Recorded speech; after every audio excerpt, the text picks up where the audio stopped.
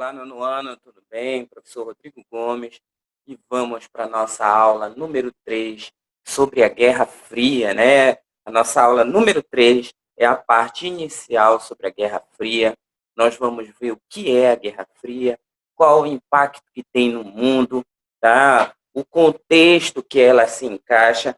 Vamos ver também quais são os principais pontos dessa guerra, né? E o conflito, existia ou não conflito entre as superpotências, as ideologias, os pensamentos, as atitudes, as alianças militares.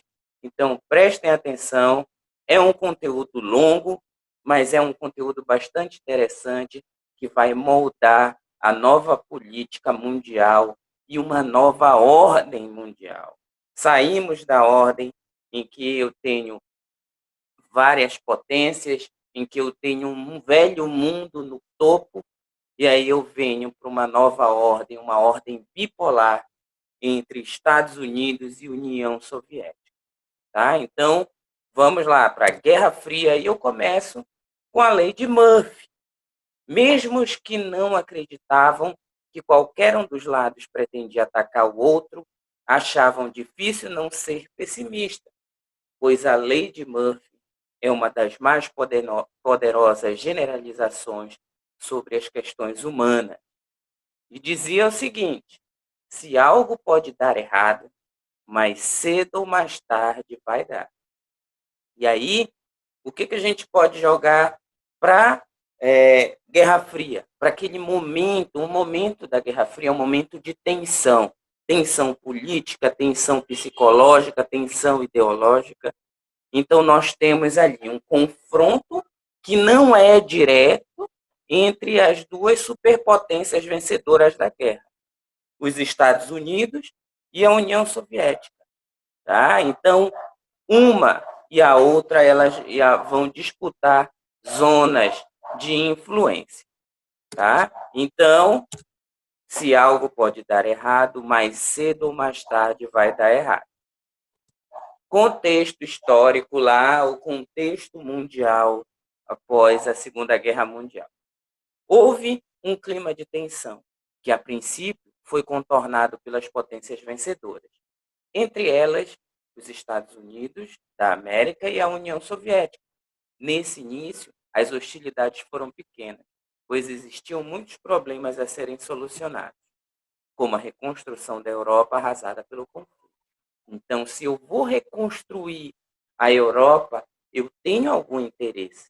Se os Estados Unidos, que em nenhum momento foi abalado em seu território, abalado no continente, ou seja, não foi alvo em seu continente, ele não tem o que reconstruir. Então, ele vai ajudar a Europa nessa reconstrução com interesse de zona de influência.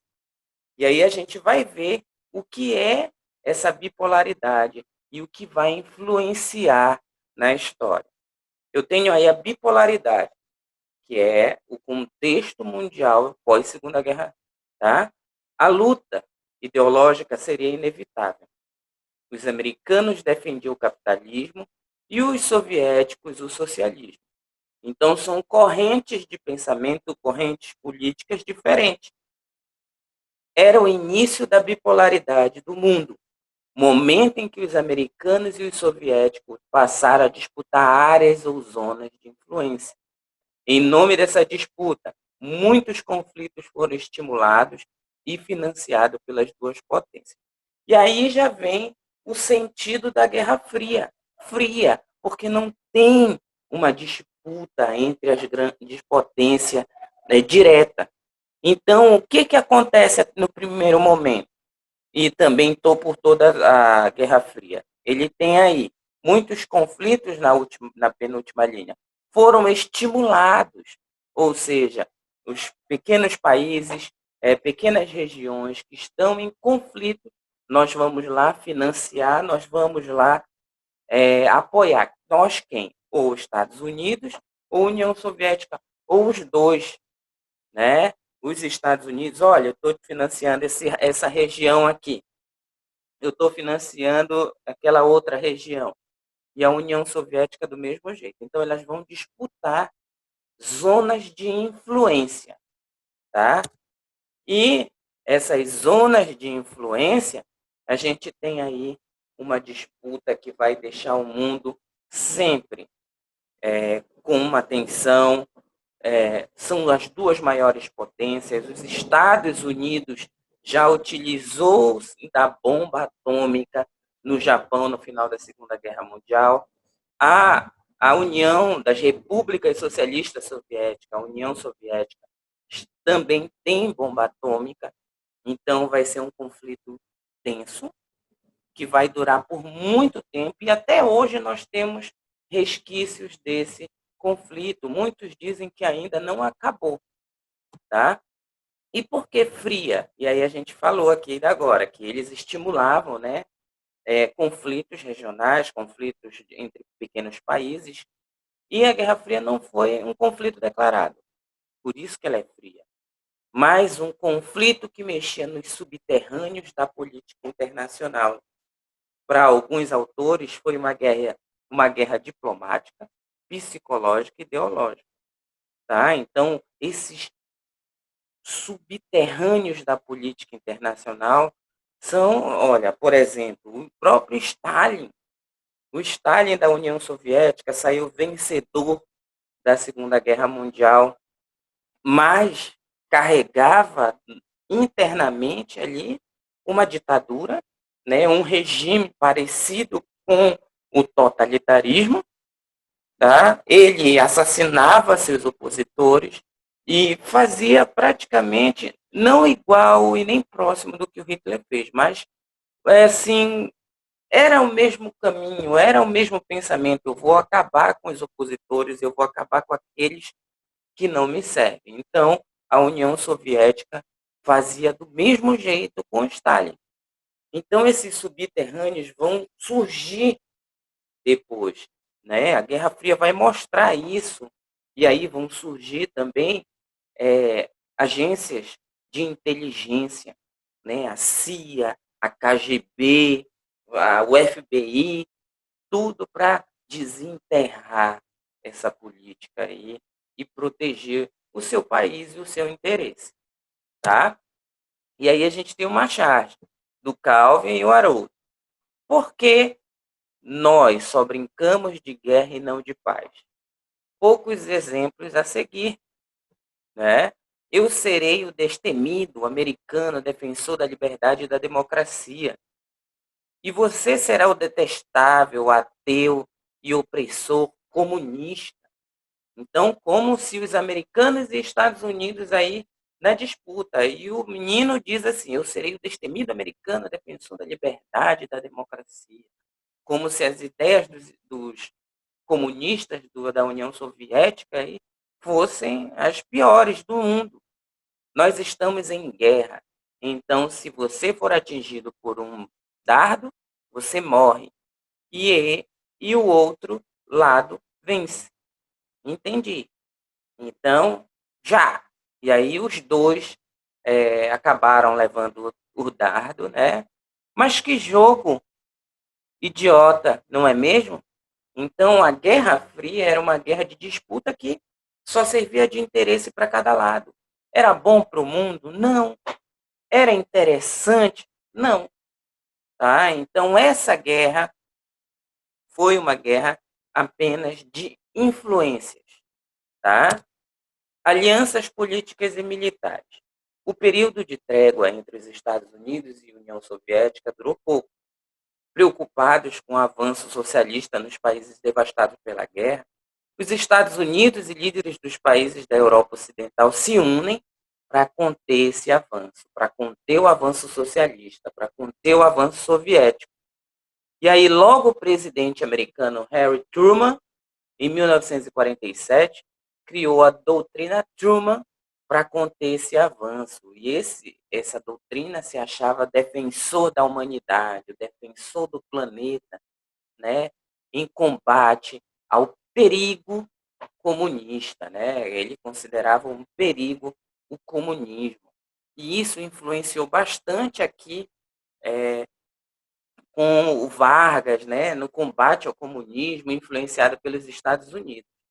Além disso, no mesmo ano, ele cria o Plano Marshall, com o objetivo de ajudar financeiramente os países europeus destruídos pela guerra. Então, o Plano Marshall vai ajudar, mas depois ele vai cobrar. Então, tu tens que ser meu aliado. Escutamos muito nos jornais hoje, olha, a França tem uma aliança histórica com a Inglaterra tem uma aliança histórica com os Estados Unidos, né? Então, essas alianças são baseadas em interesses políticos, tá? E aí vem o primeiro abalo soviético. Nos Estados Unidos, existia uma verdadeira histeria anticomunista para combater o comunismo, e essa histeria passou aqui para o Brasil, né? Muitos avós daqui diziam não, que viveram aquele momento, não, o comunismo não presta, isso e aquilo. E o senador Joseph McCarthy criou o Comitê de Investigação de Atividades Anti-Americanas. Esse momento ficou conhecido como marcatismo. E aí foi um momento de influência mesmo americana no mundo, tá? Aqui no Brasil a gente tem essa influência. Vamos ter também, desde a Segunda Guerra Mundial, né, a criação lá do, vamos dizer, para as nações amigas do Zé Carioca. Então, desde a Segunda Guerra Mundial, os Estados Unidos já está tentando dominar, conquistar as zonas de influência. E aí, a União Soviética, a União das Repúblicas Socialistas Soviéticas, sofreu um grande abalo no ano de 1953. O seu líder, Stalin, havia morrido. E quem assume é Nikita Khrushchev. Logo, ele faz denúncias graves contra o Stalin, né? Ele só mostra tudo o que o Stalin foi, o que Stalin fez, e dos terríveis crimes cometidos. E esse processo começa e fica conhecido como desestalinização, né? Para tirar aquela ideia de que ele era o salvador da pátria, de que ele era um herói. E aí começa. Mas o conflito continua. E aí a reação soviética. A situação das superpotências em conflitos regionais ou nacionais pode ser exemplificado pela Guerra da Coreia. Em 1953, a luta por zonas de influências entre Estados Unidos e União Soviética bancavam o conflito. Então, Estados Unidos e União Soviética disputavam ali as influências e, olha, eu vou te dar armas, eu vou dar dinheiro para você manter este conflito. Com o resultado dessa disputa, nós temos até hoje uma Coreia dividida em Coreia do Sul e Coreia do Norte, tá? Então a gente pode dizer que a Coreia é uma zona dividida, uma zona de influência americana e comunista. Em 1955, a União Soviética lança o Pacto de Varsóvia. Se eu tenho o Plano Marshall lá para ajudar e influenciar também o capitalismo, eu tenho aí o Pacto de Varsóvia, que representa uma aliança político-militar entre os países socialistas da Europa do Leste, exceto a Iugoslávia, que tinha uma maneira diferente de usar o socialismo. E é isso. Nessa aula nós vimos aí as influências, né, o início dessa disputa por zona de influência. Na próxima aula nós vamos ver aí corrida armamentista, o conflito em Cuba que deixou o mundo desesperado, o mundo com um risco de destruição enorme. E aí tem a criação do relógio do fim do mundo, vamos falar da corrida espacial, a guerra nas estrelas, vamos falar também do símbolo da Guerra Fria, que é o Muro de Berlim, desde a sua construção até a sua queda, tá? Então não percam a próxima aula. Esse foi o início da nossa aula sobre Guerra Fria. Na próxima aula, importantíssima, né, que é o assunto principal da nossa avaliação. E, para não perder a aula, vamos lá para a questão número 4. Temos 5 questões, essa é a penúltima daquele nosso trabalho, daquela atividade avaliativa que eu passei para vocês. E a questão 4 é o seguinte: pesquise e comente sobre a Alemanha depois da Segunda Guerra Mundial.